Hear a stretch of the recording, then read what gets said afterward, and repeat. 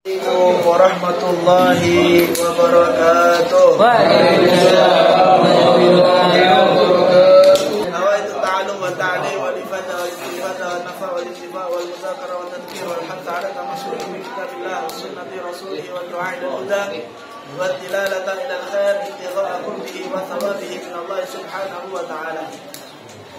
Adan. Tunggu adan bentar. Bin Muhammad al-Haddad fi kitabih An-Nasaih Diniyah ila qawli wa 'ala al-insani al-istihadu fi hifdhi islamihi wa taqwiyatihi bi fi'li ma umira Allah bihi min ta'atillah ta'ala. Alhamdulillah, segala puji bagi Allah Subhanahu wa taala yang telah mengizinkan kita untuk bisa hadir di tempat ini. Mudah-mudahan dengan semangat kita hadir di tempat ini, Allah Subhanahu wa taala bukakan pintu rezeki bagi kita. Amin. Yang punya hajat, mudah-mudahan hajatnya dikabulkan oleh Allah Subhanahu wa taala. Yang sakit daripada kita, mudah-mudahan pulang dari sini penyakitnya diangkat oleh Allah Subhanahu wa taala. Di sini Al-Habib Abdullah Al-Haddad mengatakan seharusnya wajib bagi kita al-istihad, berusaha fi hifdhi islami, untuk menjaga daripada agama Islam, wa taqwiyatihi, dan memperkuat daripada agama Islam, bi fi'li, dengan cara apa? Dengan cara melakukan daripada apa yang diperintahkan oleh Allah Subhanahu wa taala daripada ketaatan kepadanya. Jadi satu ketaatan kepada Allah Subhanahu wa taala itu bisa memperkuat daripada agama Islam. Jadi kalau kita semakin bertakwa kepada Allah Subhanahu wa taala, insya Allah kita tidak meninggalkan dunia ini, tidak meninggal dunia kecuali dalam keadaan Islam dan kecuali dalam keadaan bertakwa kepada Allah Subhanahu wa taala. Amin ya rabbal alamin. Fa inna mudayyi'a li awamirillah muta'arridun lil mauti ala ghairil Islam. Karena sesungguhnya meremehkan, mengabaikan daripada ketaatan kepada Allah Subhanahu wa taala itu ditakutkan kita meninggal dalam keadaan keluar daripada agama Islam. Nauzubillahi min dzalik. Jadi jangan pernah meremehkan daripada kemaksiatan. Walaupun sekecil debu. Contohnya apa? Contohnya kita misalkan naruh paku di tengah jalan, biar apa? Biar orang yang lewat bledos kabeh banyak. Ini remeh, tapi mungkin bisa jadi dengan dosa yang kita lakukan seperti ini, kita meninggal dalam keadaan su'ul khatimah. Nauzubillahi min dzalik. Jadi jangan pernah meremehkan daripada dosa. Jangan pernah meremehkan daripada kemaksiatan kepada Allah Subhanahu wa taala. Ditakutkan dengan kemaksiatan itu kita akan dijauhkan daripada rahmatnya Allah Subhanahu wa taala. Fa inna tarkaha lidzalika dalilun ala istihanatihi bihaqqid dini wa la ikhtifafi bihi. Karena sesungguhnya meninggalkan daripada ketaatan kepada Allah Subhanahu wa taala adalah suatu bentuk penghinaan kepada agama. Kita meremehkan daripada ketaatan. Contohnya ninggalkan sholat. Sholatnya bolong-bolong, puasanya bolong-bolong. Nah ini kebiasaan anak muda biasanya. Biasanya ini kebiasaan anak muda. Selalu meremehkan daripada apa? Sholatan kok iris. Engko iris sholat iris sik males, ngegame dhisik, dolanan FF gitu. Nah ini kebiasaan anak muda biasanya. Meremehkan sholat, meremehkan puasa. Bukan hanya antum sekalian, mungkin bisa jadi anak. Saya juga mungkin pernah meremehkan daripada sholat. Jadi kita semuanya harus apa? Harus sama-sama mengingatkan daripada saudaranya. Diingatkan sholatnya jangan bolong, puasanya jangan bolong. Yang puasanya bolong-bolong segera ditambal, puasanya diqadha. Nah, ini termasuk salah satu cara agar kita mendapatkan rahmat daripada Allah Subhanahu wa taala. Jangan dibiarkan ojo kok koncone ndak salat melu ndak salat, ndak padha setane wis. Jadi sama-sama kemaksiatan kita akhirnya. Makanya kalau temennya sholat, diajak, digandeng ke masjid, diajak sholat. Tidak puasa, dijak mokel misalnya, diajak mokel waktu bulan Ramadan. Jangan mau, nanti jangan temenin ngajak mokel dibayari. Nah ini sih ngangil guys. Koncone mokel dibayari, cek nopo bodoh tidak poso. Nah, ini yang susah. Jadi jangan kita meremehkan daripada hal-hal kecil. Sesuatu yang kita anggap remeh itu akan menjadi besar. Dosa kecil yang kita anggap remeh itu menjadi dosa besar. Karena apa? Karena kita menganggap remeh daripada dosa kecil tersebut. Jadi jangan pernah menganggap kecil.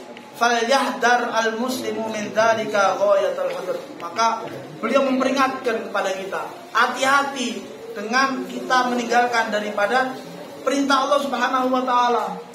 Sampai beliau sangat hati-hati, betul-betul menjaga daripada agama Islam. Khawatir kita tidak ada yang tahu. Barangkali kita yang sekarang muslim, nanti ketika akan meninggal dunia, kita tidak ditakdirkan untuk masuk Islam.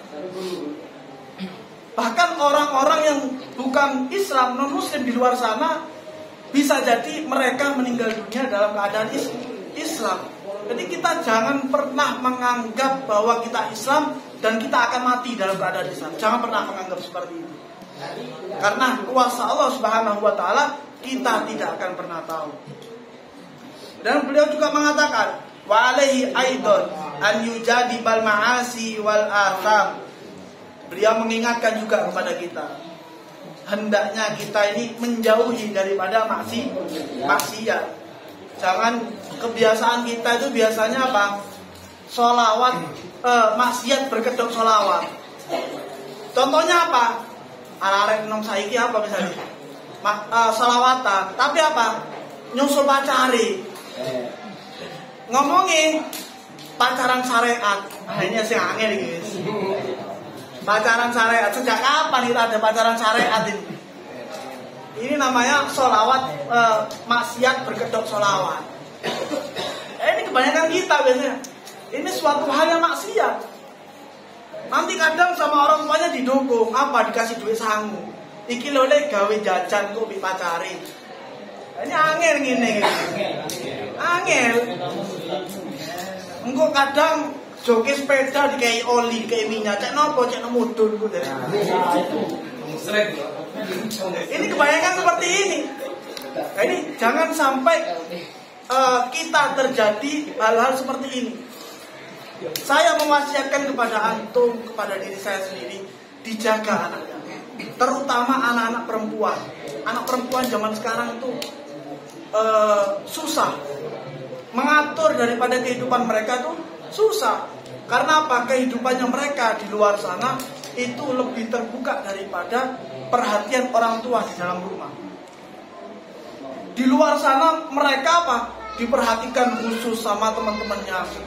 Apa? Dijajani, ditraktir segala macam, digonang kafe. Akhirnya apa? Akhirnya mereka menaruh simpati kepada teman-temannya.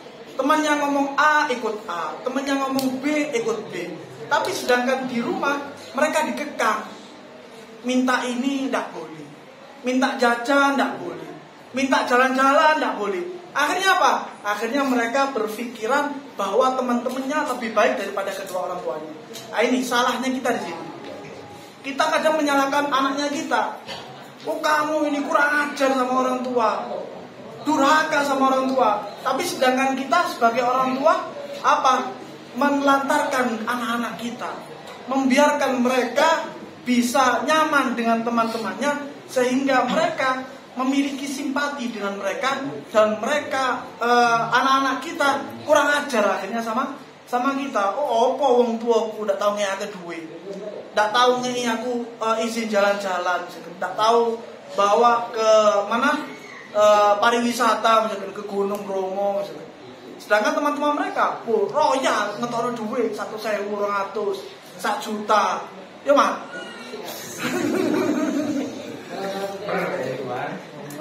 Fa innahu tud'iful Islam wa tuwahinu. Karena sesungguhnya ketika kita melakukan daripada maksiat itu akan melemahkan daripada iman kita. Semakin banyak kita bermaksiat kepada Allah Subhanahu wa taala, maka iman kita akan semakin lemah. Dan ketika iman kita lemah, maka disitulah letak syaitan selalu mengelabui daripada pikiran kita. Semakin lemah iman kita, semakin banyak setan yang masuk. Akhirnya apa? Akhirnya kita yang menjadi setan. Asalnya kita manusia, karena imannya lemah, semakin banyak setan yang masuk, akhirnya kita juga yang menjadi setan. Akhirnya apa? Nyetani sing lain nih. Yang awalnya kita yang disetani, akhirnya karena kita menjadi setan, apa? Nyetani yang lain nih. Nah, ini bahaya. Ini bahaya. Mudah-mudahan kita semua dilindungi oleh Allah Subhanahu wa taala. Anak-anak kita dilindungi oleh Allah Subhanahu wa taala. Keturunan kita dijaga imannya oleh Allah Subhanahu wa taala. Anak-anak muda zaman sekarang mudah-mudahan selalu diberikan hidayah oleh Allah Subhanahu wa taala. Yang malas sholawatan mudah-mudahan senang sholawatan. Yang malas hadir majelis ilmu mudah-mudahan semangat untuk menghadiri majelis ilmu. Mudah-mudahan yang hadir di sini yang semangat baca burdanya dikabulkan daripada hajat-hajatnya Allah. Yang punya keinginan keturunan mudah-mudahan segera diberikan keturunan oleh Allah Subhanahu wa taala. Yang urusannya susah mudah-mudahan diperlancar oleh Allah Subhanahu wa taala. Saya sedikit ceritakan kisah daripada burda yang kita baca sekarang ini. Ini Maulid Burda ini dikarang oleh Al-Imam Abu Abdullah Muhammad Al-Busiri. Di dalam kisahnya, beliau itu ketika mengarang ini dalam keadaan sakit. Dalam keadaan sakit, sakitnya itu stroke, tidak bisa ngapa-ngapain kan. Jalan tidak bisa, kemana-mana tidak bisa. Akhirnya karena beliau ini punya cinta besar kepada Nabi SAW, akhirnya ngarang daripada kitab Maulid Burda ini dikarang oleh beliau. Pujian yang luar biasa kepada Nabi SAW, pengharapan yang luar biasa kepada Allah Subhanahu wa taala melalui Nabi SAW. Akhirnya dikarang oleh beliau, dikarang sampai akhirnya pada suatu ketika beliau ini tertidur beliau. Ketika tertidur bermimpi bertemu Rasul SAW. Di dalam mimpinya Rasul SAW mengatakan, lanjutkan qasidah ini. Beliau itu dalam mimpinya melihat Rasul SAW ini menikmati daripada qasidah ini. Dinikmati sama beliau. Syairnya Imam Busiri dinikmati sama beliau. Sampai akhirnya Imam Busiri ini curhat, ngeluh sama Rasul SAW. Ya Rasulullah, aku ini lumpuh, tidak bisa ngapa-ngapain, tidak bisa melanjutkan dakwamu. Akhirnya sama Rasul SAW dikasih surba, rida, diselimutkan ke beliau, dan subhanallah dengan izinnya Allah Subhanahu wa taala bangun daripada tidur, beliau diberikan kesembuhan oleh Allah Subhanahu wa taala. Setelah bangun tidur langsung sehat seperti tidak pernah sakit. Jadi mudah-mudahan ini yang naruh air ini ketika dibacakan burda, pulang dari sini diberikan ke keluarga, penyakit-penyakitnya disembuhkan oleh Allah Subhanahu wa taala. Apa yang dia inginkan dikabulkan oleh Allah Subhanahu wa taala. Kita mengambil sanad daripada guru-guru kita, mengambil sanad daripada Shahihul Burda ini. Mudah-mudahan dengan berkat cintanya beliau kepada Rasulullah SAW, kita semua yang hadir di sini dikumpulkan bersama baginda Rasulullah SAW dan tidak meninggal daripada dunia ini kecuali dalam keadaan Islam, kecuali iman kita diperkuat oleh Allah Subhanahu wa taala. Amin ya rabbal alamin. Mungkin ini saja yang dapat kami sampaikan. Kurang lebihnya mohon maaf. Yang sedikit ini mudah-mudahan bisa bermanfaat untuk antum sekalian, bisa bermanfaat untuk antum sendiri. Hadzal minni wa afu minkum. Wassalamualaikum warahmatullahi wabarakatuh.